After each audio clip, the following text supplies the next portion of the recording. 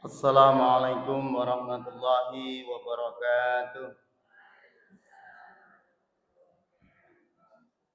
Alhamdulillahirabbil alamin. Puji dalam syukur kita kunjukaken wonten ngarsanipun Allah Subhanahu wa taala. Awit sedaya nikmat peparingipun alhamdulillah kita pinaringan panjang umur sehat walafiat. Shalawat ugi salam mugi tansah dipun paringaken dhateng junjungan kita Nabi Muhammad sallallahu alaihi wasallam, keluarganipun, sahabat-sahabatipun lan sedaya para pendhahipun insyaallah kalebetna kita sami.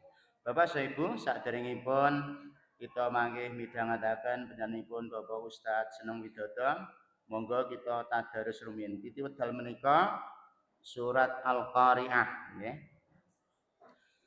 A'udzu billahi minasy syaithanir rajim. 1 2 3 monggo.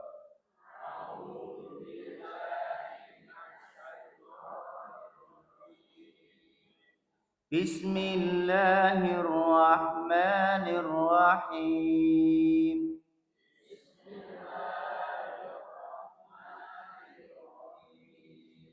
Al-Qari'ah.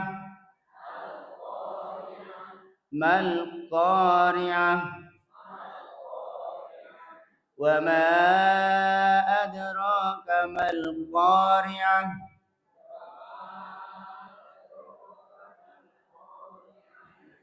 Yauma yakunun nasu kal farashil mabthuth.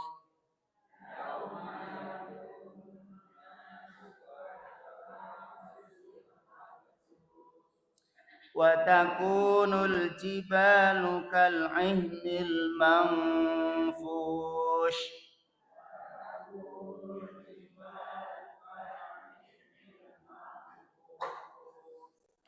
Fa amma man thaqulat mawazinuh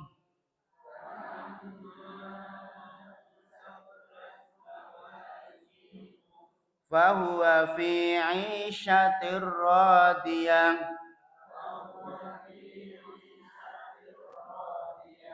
Wa amma man khaffat mawazinuh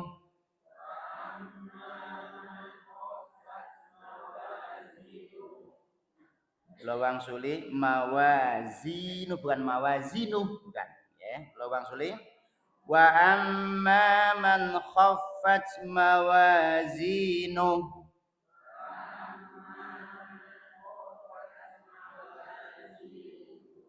fa ummuhu hawiyah wa ma adraka ma hiya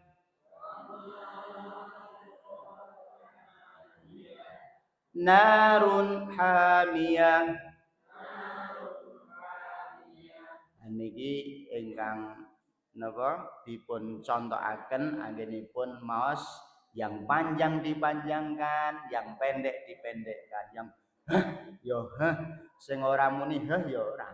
Nggih ilmune tajwid kados mekaten. Makaten mugi-mugi kanthi waosan surat Al-Qari'ah insyaallah dados syafiat teng yaumul kiamah.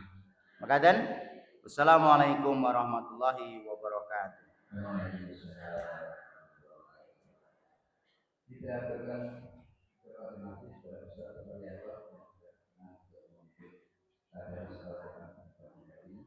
Ibu Bapak hadirin yang berbahagia, selanjutnya ke kajian utama yaitu kajian tafsir Al-Quran juz 29. Pada pagi hari ini kita sudah masuk ke pertemuan ke-27.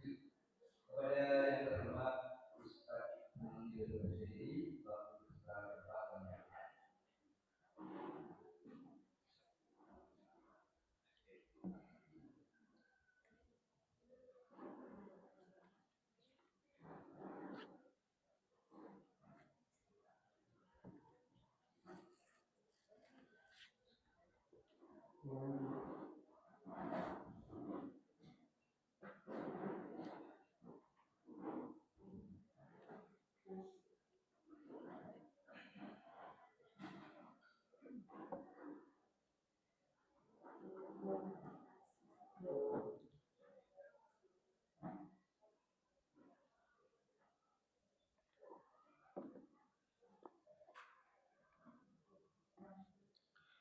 Bismillahirrahmanirrahim. Assalamualaikum warahmatullahi wabarakatuh.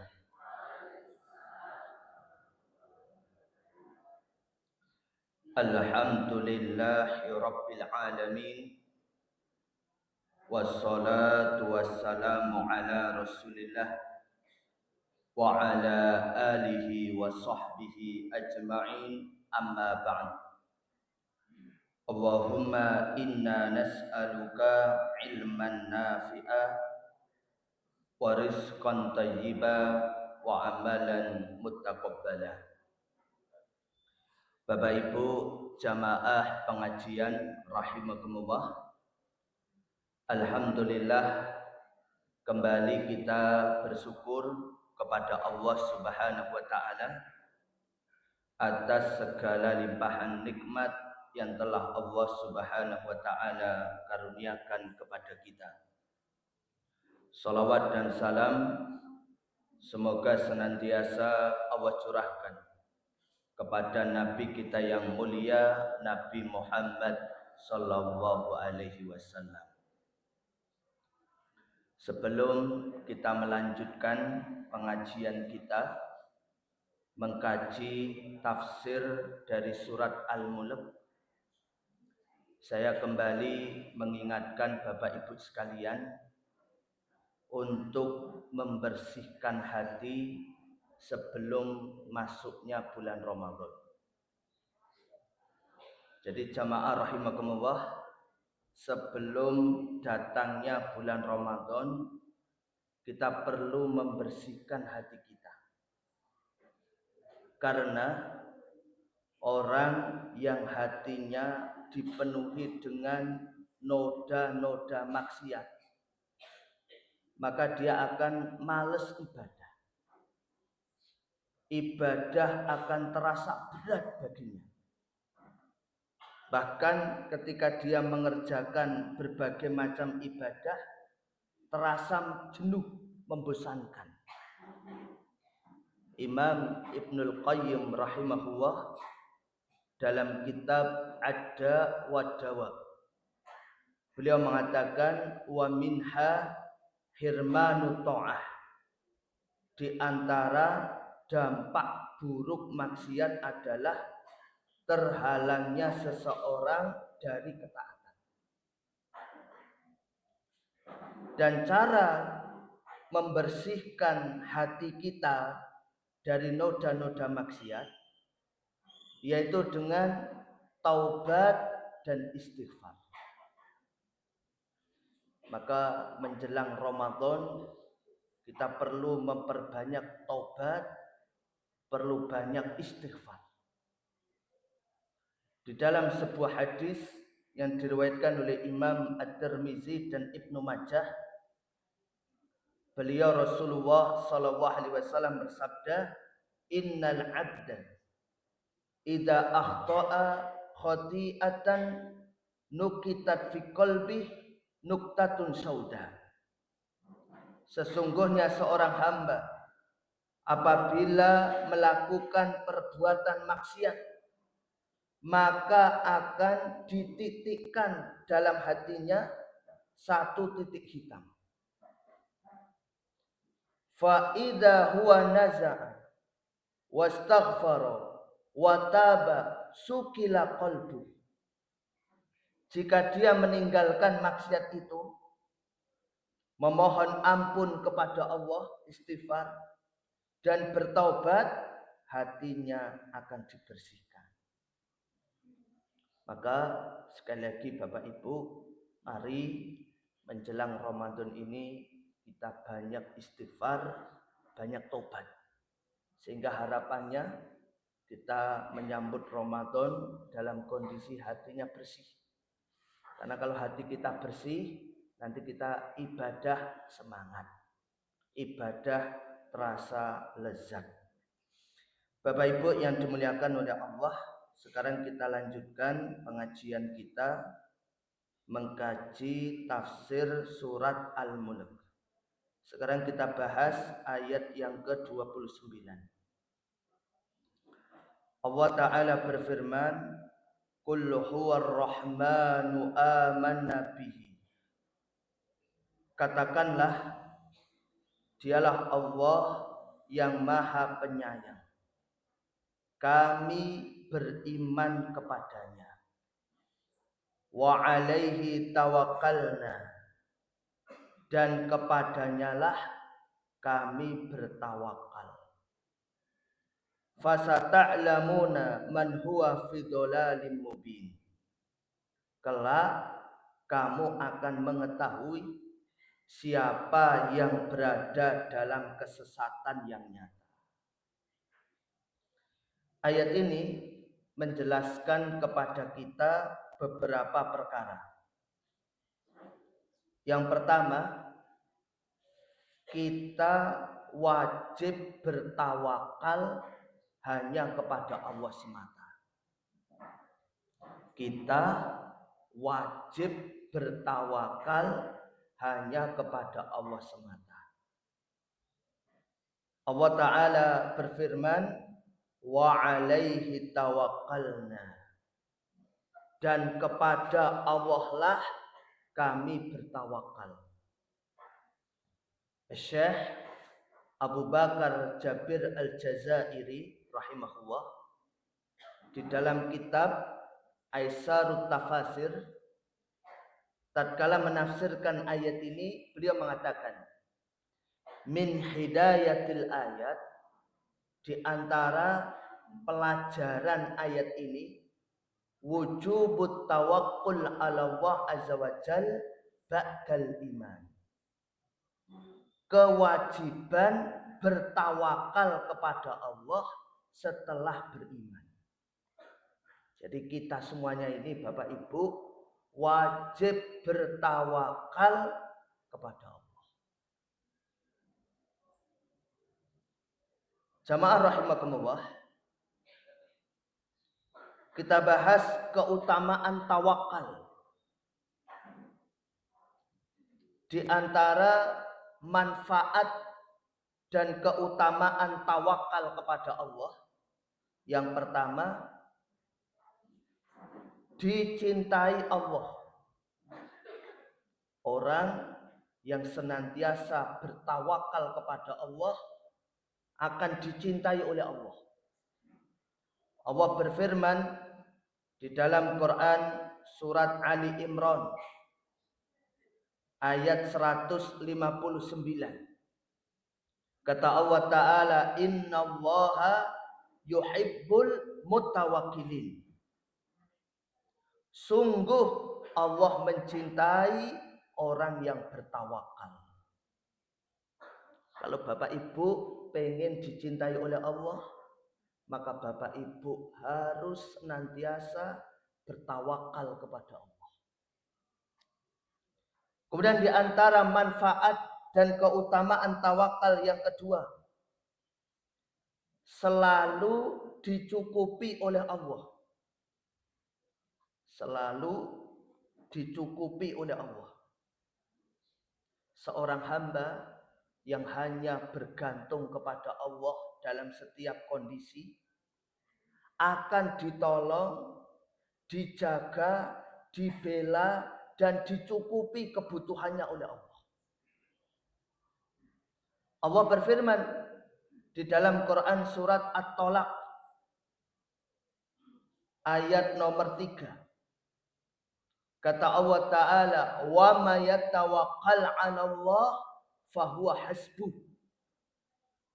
Barang siapa yang bertawakal kepada Allah, niscaya Allah akan mencukupkan keperluannya.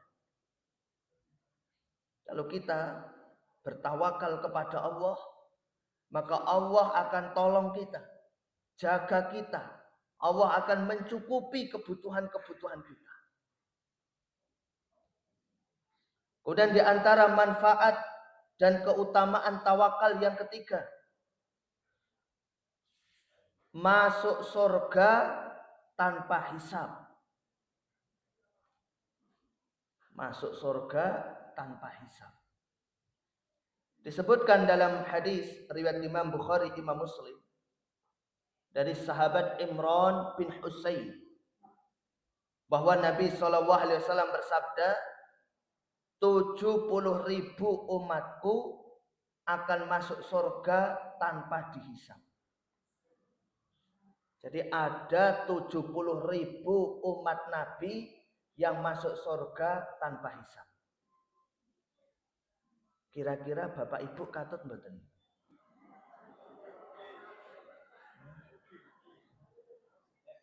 Kaya leh ngomong mugi-mugi kok kaya ragu ngono.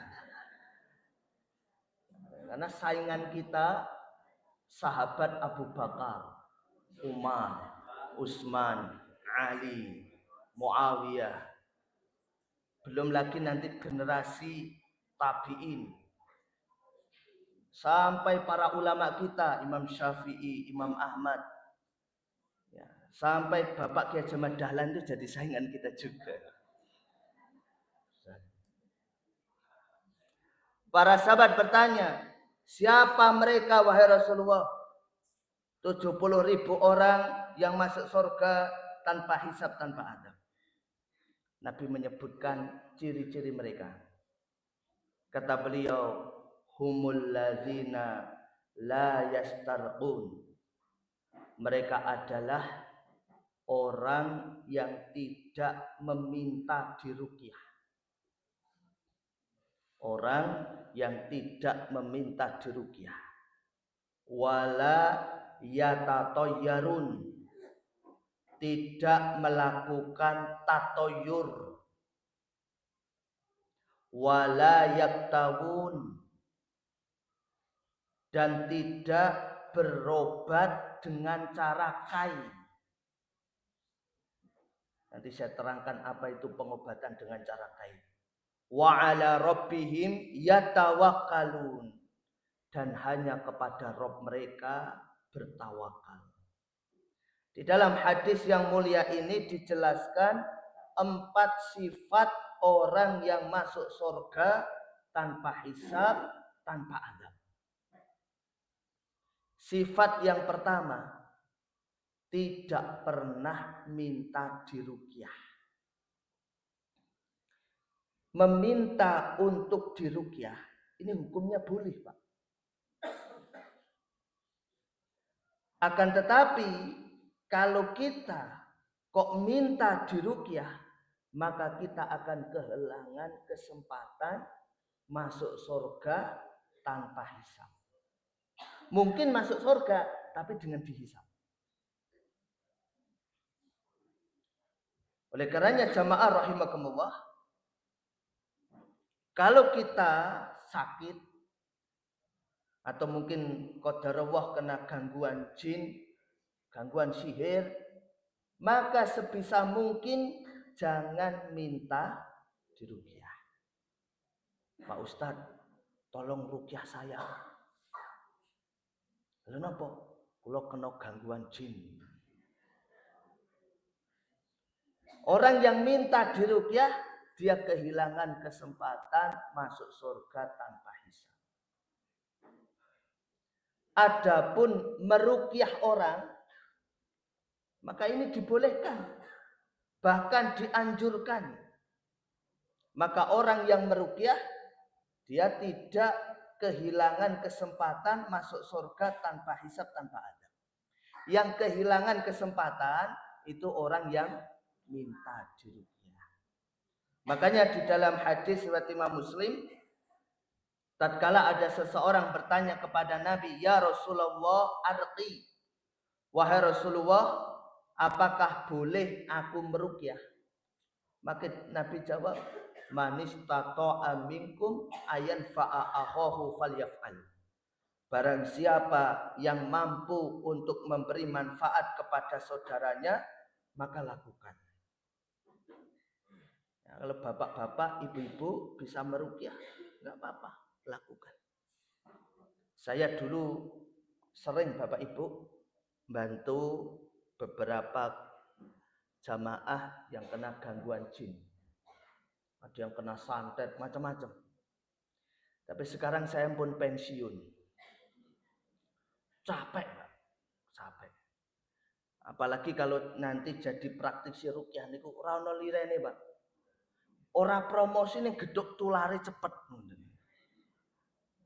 Sekarang kalau ada orang yang minta saya untuk merukyah, biasanya saya tolak. Kecuali yang benar-benar jamaah pengajian saya dan saya kenal. Nah, orang kenal orang. Oleh karena juga Nabi SAW merukyah para sahabat. Malaikat Jibril juga pernah merukyah Nabi. Dan kalau ada orang merukyah kita tanpa kita minta, maka ini juga enggak mengapa. Ada orang, ada Ustadz nawari, Bu, jalan keluar rukyah turun. Itu enggak kehilangan kesempatan masuk surga tanpa hisab, tanpa adab. Pertanyaan kula, saumur urip jenengan pernah minta rukyah napa derek? Alhamdulillah. Syarat yang pertama sudah terpenuhi.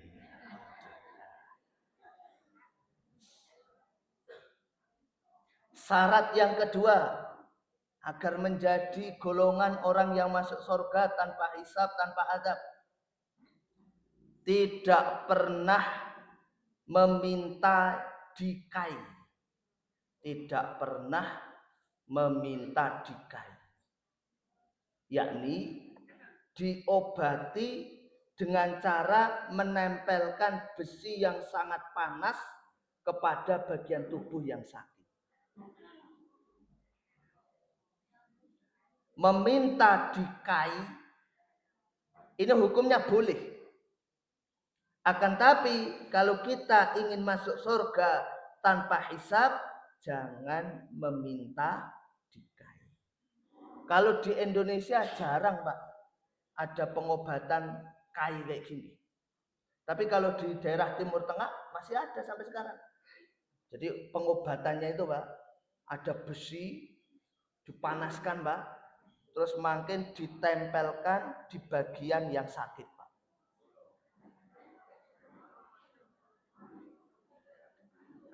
Apalagi untuk ngobati penyakit korengen. Enggal manjur niku, Pak. Preso penyakit korengen. Ditempeli besi panas. Bapak Ibu, jenengan pernah tidak melakukan pengobatan dengan dikai? Belum pernah. Syarat kedua terpenuhi. Alhamdulillah. Yang ketiga, ini banyak yang gagal yang syarat yang ketiga ini. Tidak pernah bertatoyur. Tidak pernah bertatoyur. Kalau kita ingin masuk surga tanpa hisab, kita berusaha untuk menjauhi tatoyur. Apa itu tatoyur? Diterangkan dalam kitab Miftah dari Sa'adah. Imam Ibnul Qayyim rahimahullah mengatakan, at-tatoyur huwa tasa'um minasyai al-mar'i awal masmu'. Tatoyur artinya merasa sial karena suatu pertanda yang dilihat atau didengar. Tatoyur artinya merasa sial karena sesuatu pertanda yang dilihat atau didengar. Contoh, seseorang ketika hendak pergi keluar rumah, tiba-tiba kejatuhan cicak. Kemudian timbul dalam hatinya perasaan bahwa dia akan dapat sial. Karena pertanda berupa kejatuhan cicak. Inilah yang disebut tatoyur. Dan tatoyur ini termasuk perbuatan syirik. Nabi SAW mengatakan dalam hadis Imam Abu Dawud, at-tiyarus sirqun at-tiyarus syirkun. Tatoyur adalah syirik, tatoyur adalah syirik, tatoyur adalah syirik. Dan saya punya kitab, Pak. Yang kitab itu membahas tatoyur yang ada di negeri kita di Indonesia ini. Ternyata contoh tatoyur di negeri kita ini banyak sekali. Contoh lain, Mbak, tatoyur yang ada di negeri kita ini. Ada sebagian orang punya keyakinan tidak boleh seorang laki-laki kalungan anduk ketika masuk kamar mandi, keluar kamar mandi, ketika istrinya hamil.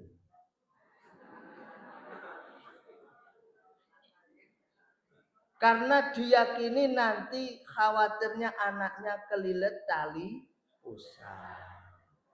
Mungkin ada di antara Bapak Ibu yang pernah dengar tatayur kayak gini. Ini syirik. Contoh lagi, ada sebagian orang punya keyakinan tidak boleh makan ujung sayap ayam. Nanti ndak ketampik kena fitnah. Ini syirik. Ada keyakinan lagi, wanita perawan tidak boleh berdiri di depan pintu, makan di depan pintu. Nanti ndak rapayu jadi. Tatoyur. Ada juga tatoyur kalau malam hari ada suara burung gagak, berarti ada orang meninggal. Tatoyur. Syirik.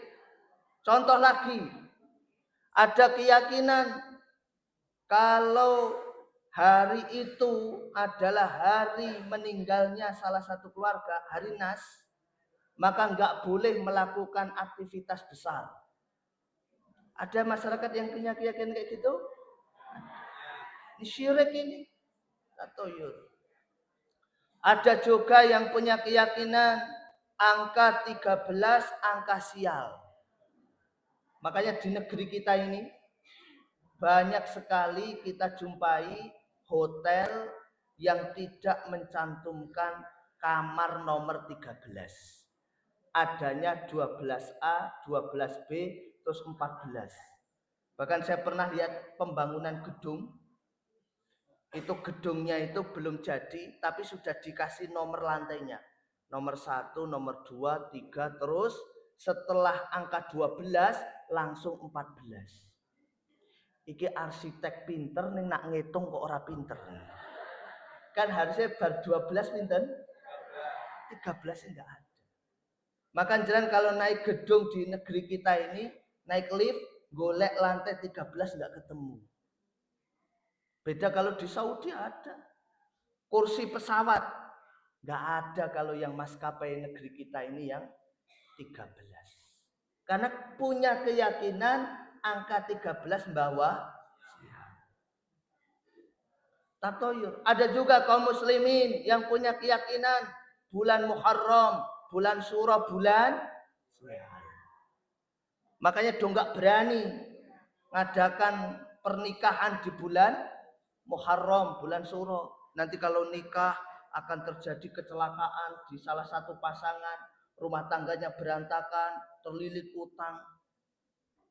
Maka saya sarankan ini jamaah PRM Pucung Rejo, besok kalau ngerabik ke anak, paske we malam 1 Syuro.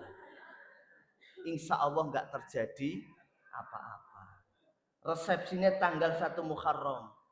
Insya Allah nggak akan terjadi apa-apa. Paling tonggo teparuning jalan radowani ngrewangi. Saya pernah hadir di acara walimah pernikahan di bulan Muharram.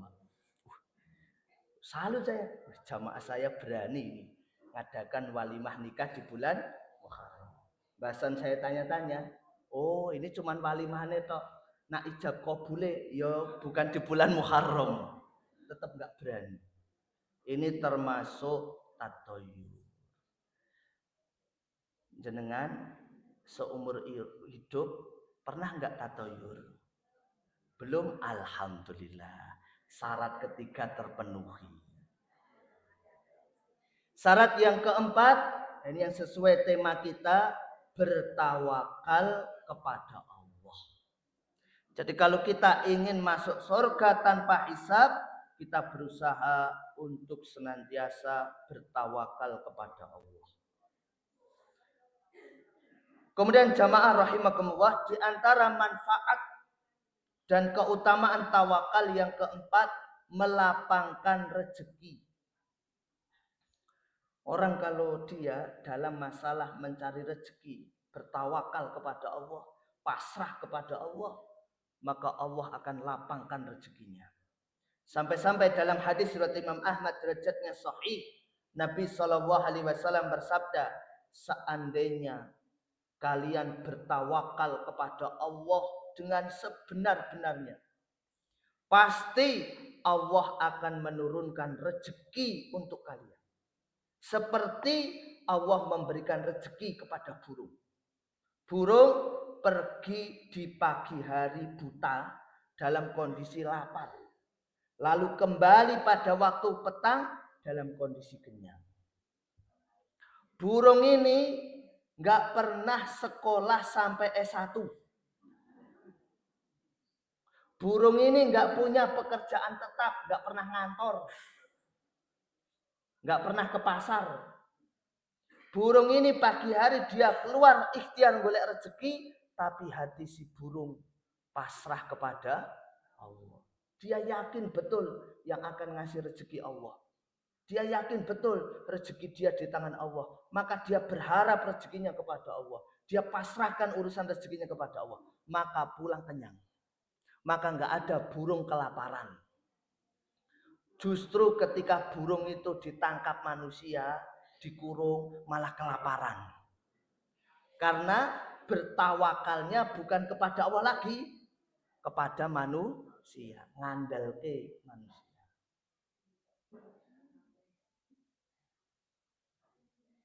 Apa itu tawakal?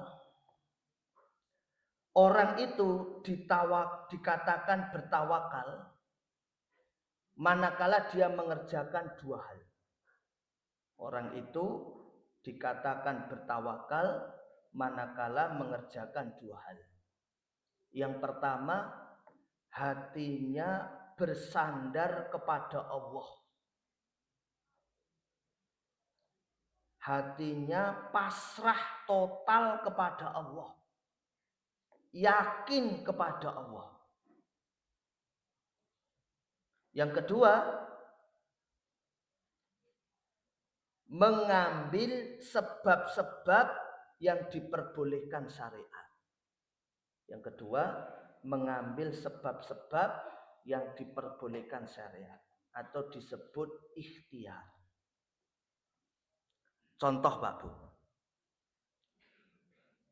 kita oleh Allah diuji dengan sakit.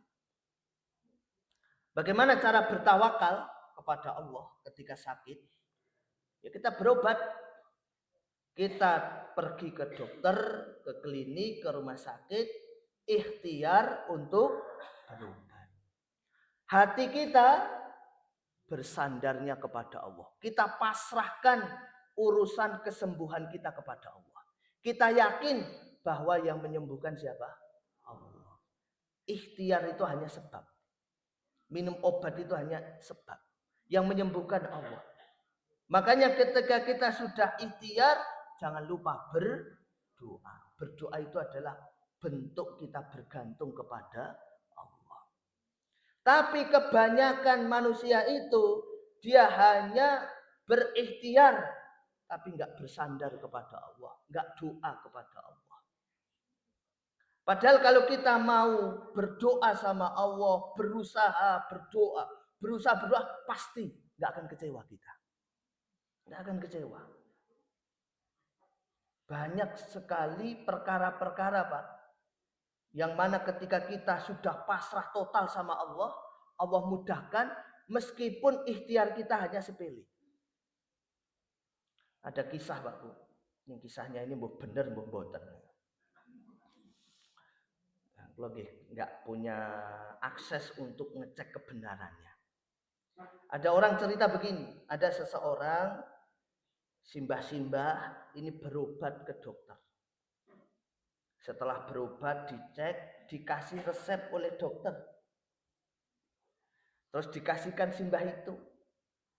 Mbah, niki resep dari saya.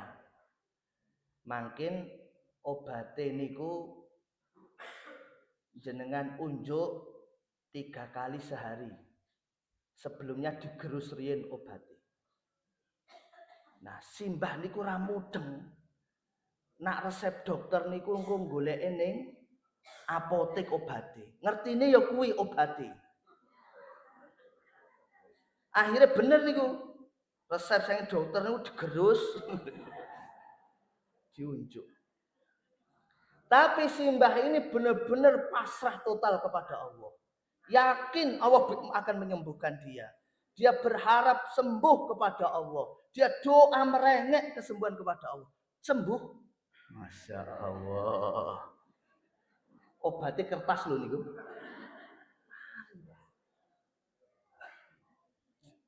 Makanya ada orang, Pak, dia kena penyakit ini hanya mengkonsumsi daun ini, sembuh. Yang membuat sembuh Allah, tapi sebenarnya kenapa kok dia sembuh? Karena hatinya betul-betul bertawakal kepada Allah. Yakin Allah pasti menyembuhkan. Yakin Allah akan memberikan dia kesembuhan. Nah, itu yang jarang kita punya. Sehingga ada orang sudah mengonsumsi obat, sudah berobat ke sana kemari, nggak sembuh-sembuh. Kenapa? Karena dia bergantungnya bukan kepada Allah, tapi kepada dokter, kepada obat. Dalam mendidik anak kayak gitu, Pak. Kita ikhtiar, nyekolah ke anak, mondok ke anak, itu ikhtiar namanya, Pak. Tapi jangan lupa selalu doa sama Allah. Ya Allah, jadikan anak hamba soleh. Ya Allah, saya serahkan pendidikan anak saya kepadamu, ya Allah. Insya Allah anaknya soleh. Tapi ada orang karena mentang-mentang sekolahan bagus, wis pasrah bongkoan. Nggak pernah doa, nggak pernah berharap kepada Allah, akhirnya gagal. Baik, kemudian jamaah rahimakumullah. Pelajaran yang kedua dari ayat yang mulia ini, orang-orang kafir itu mengatakan bahwa merekalah yang benar, yang ada di atas petunjuk.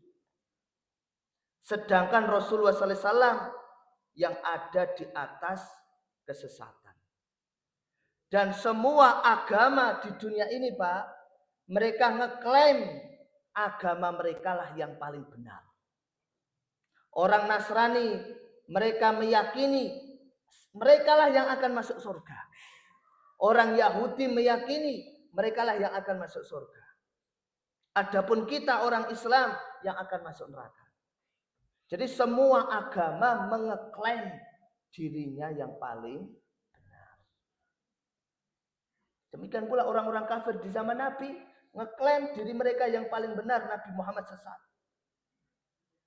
Makanya ketika muncul firqah, kelompok sesat liberal, pluralisme yang menganggap semua agama benar, ini dia dimusuhi oleh semua agama. Wong orang Nasrani nganggap agama mereka yang paling benar. Orang Yahudi nganggap agama mereka paling benar. Kita umat Islam juga nganggap agama kita yang paling benar. Loh kok muncul aliran ngomong semua agama benar. Semua agama punya surganya sendiri-sendiri. Jadi di akhirat ono kapling surganya wong Islam, kapling agamanya wong Nasrani. Ini jangan ikut aliran kayak gini, Pak. Dan saya khawatir, Pak, banyak orang-orang liberal kayak gini, Pak, mulai masuk ke dalam tubuh Muhammadiyah. Ini hati-hati. Jangan sampai kena pemahaman-pemahaman kayak gini, Pak, bahaya.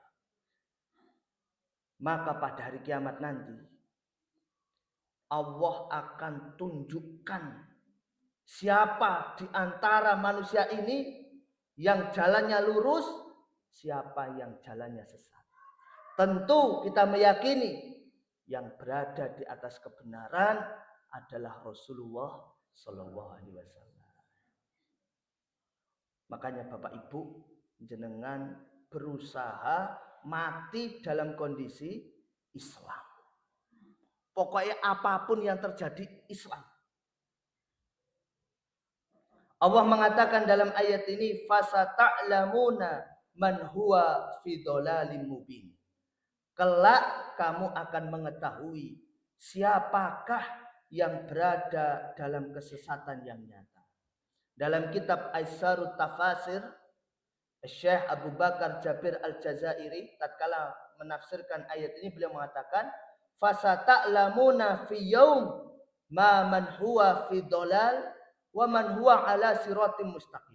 Suatu hari nanti, itu hari kiamat, kalian akan tahu siapa yang berada di atas kesesatan dan siapa yang berada di jalan yang lurus.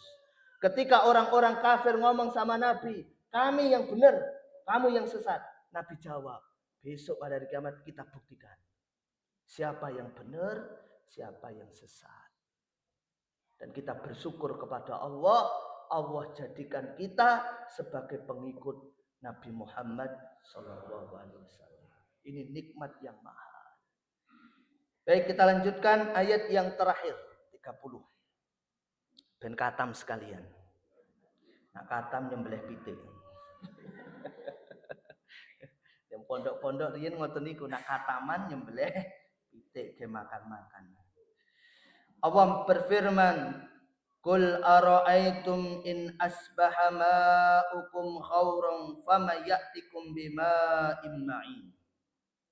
Katakanlah, terangkanlah kepadaku, jika sumber air kamu menjadi kering, maka siapakah yang akan mendatangkan air yang mengalir bagimu? Ayat ini menjelaskan kepada kita beberapa perkara. Yang pertama, hanya Allah yang menganugerahkan nikmat air kepada kita.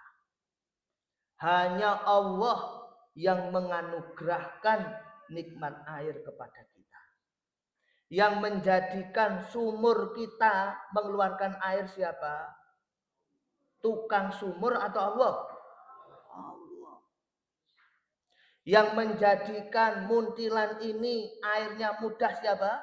Allah. Yang menjadikan mata air bisa mengeluarkan air Allah. Maka seandainya air-air yang ada di muka bumi ini surut, kering, maka tidak ada yang bisa mengembalikannya melainkan Allah semata. Karena ada sebagian orang, Pak, mereka itu ngasih sesajen di tempat-tempat yang ada sumber mata airnya, Pak. Karena mereka meyakini yang mendatangkan air, yang menguasai air itu adalah jin yang menguasai tempat tersebut. Maka ketika sumber mata airnya kecil, Pak, langsung mereka buat sesajen, diberikan di tempat sumber mata air itu. Mereka tidak tahu bahwasanya yang ngasih air adalah Allah Azza wa Jalla. Dan orang-orang zaman dulu sampai sekarang, Pak, itu mengeramatkan sumber-sumber mata air. Allah mengatakan di dalam ayat ini, "Qul," katakanlah, "ara'aitum in asbaha ma'ukum khawra fama ya'tikum bima'in ma'in."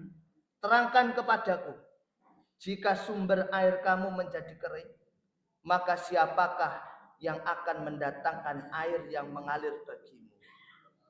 Dalam kitab Taisirul Karimi Rahman, Syekh Abdurrahman As-Sa'di tatkala menafsirkan ayat ini mengatakan, "Tsumma akhbara an infiratihi bin ni'am khususan bil ma'." Selanjutnya dalam ayat ini Allah memberitahukan kita bahwa hanya Allah sendiri yang memberi nikmat khususnya air. Makanya dalam Islam kalau terjadi kemarau panjang, paceklik, kita dianjurkan untuk sholat istisqa, yaitu sholat minta hujan, minta air. Karena meyakini bahwa yang ngasih air itu Allah Subhanahu wa Ta'ala. Perkara yang kedua, di antara nikmat yang Allah akan tanyakan pada hari kiamat adalah nikmat kita bisa minum. Jadi di antara nikmat yang akan Allah tanyakan pada hari kiamat adalah nikmat kita bisa minum. Besok pas Allah nyidang kita, Pak. Enak jenengan masuk 70.000 enggak disidang jenengan. Langsung masuk surga.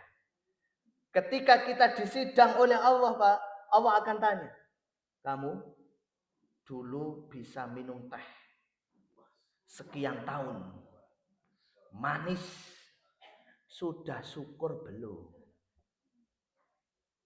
Kamu bisa minum kopi, sudah syukur belum? Kamu minum air putih, sudah syukur belum? Allah akan tanya begitu. Dan betapa banyak di antara kita nganggep minum itu nikmat yang sepele. Nak jenengan Bapak Ibu di usia jenengan sekarang, usia pinten jenengan saniki? 14. 14. Nggih, 30 punjul nggih. Kok ngunjuk napa mawon kok bebas mboten ten pantangan. Nikmat besar.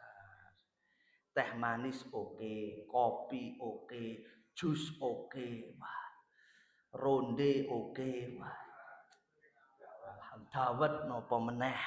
Es teh nggih purun, es jeruk purun. Niku nikmat. Makanya dalam hadis riwayat Imam At-Tirmizi Nabi mengatakan inna awwala ma yus'alu anhu yaumal qiyamah yakni al-'abda minan na'im ayyuqala lahu alam nusiha laka jismaka wa nurwika minal ma'il barid.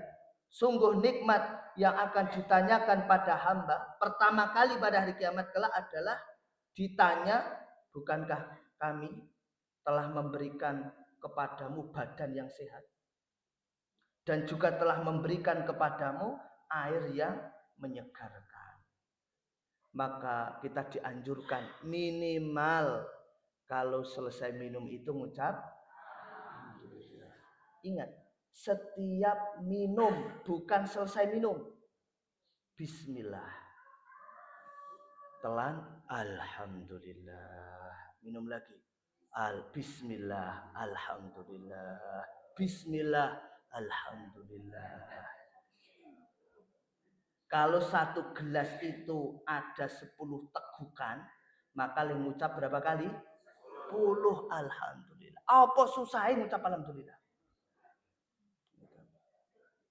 Nabi mengatakan inna waha la yarda 'anil 'abdi ayakulal aqlah fayahmadahu 'alaiha ayasraba syarbah fayahmadahu 'alaiha. Sungguh Allah sangat senang kepada hambanya yang mengucapkan alhamdulillah selesai makan dan minum.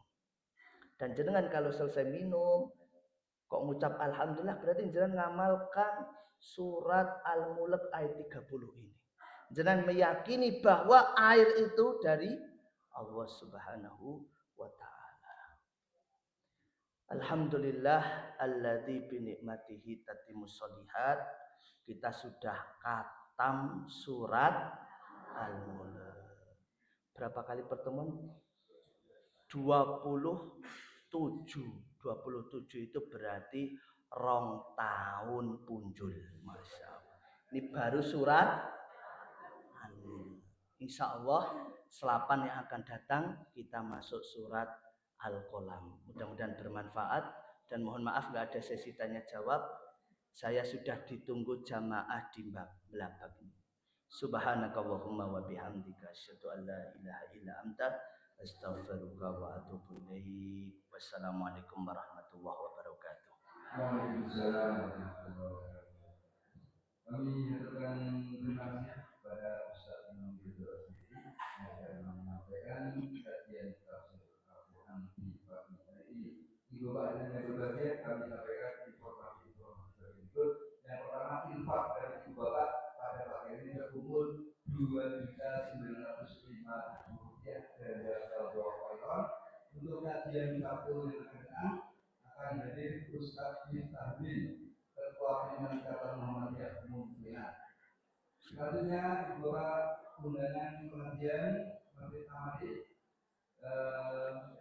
besok Ahad pagi jam 6. Insya Allah Ustaz Muhammad Nadir bin MA. Dan ada undangan khusus ini dari pimpinan cabang Muhammadiyah Sawangan, yaitu pengajian penggalangan dana gedung dakwah Muhammadiyah di Banyuroto, Ranting Banyuroto Sawangan Magelang. Pembangunan tahap kedua sebesar Rp200 juta. Pembangunan dana besok Ahad jam 15 hari Ahad tanggal 15 Februari 2029 bersama Ustazah Hajah Eni Narsanti di lapangan Desa Banyuroto. Apabila Ibu Bapak tidak bisa hadir pada sana, besok jam 1 pagi kita akan membuka kesempatan kotak donasi untuk penggalangan dana tersebut hari Sabtu yang akan datang. Jadi besok ada 2 kotak, yaitu untuk pimpinan Masjid ini dan yang kedua untuk penggalangan dana di Banyuroto Sawangan tersebut. Berikutnya pengajian Ahad pagi di MTS Muhammadiyah Nasional. Pimpinan Muhammadiyah Nasional mengundang untuk takbir akbar bersama Ustaz Bapak Dr. Kiai Haji Muhammad Tafsir MAD di MTS Muhammadiyah dalam rangka minat MTS Muhammadiyah dan launching toko kita. Dengan Kuliah Indonesia di Darul Arqam jam 7, insya Allah bersama Ustazah Dr. Anggarwati. Demikian Bapak, undangan kajian akan jadi semuanya saya kita dikenali mungkin. Artinya mari kita tutup pada ini dengan doa. Subhanallah wa bihamdihi asyhadu an la ilaha illa anta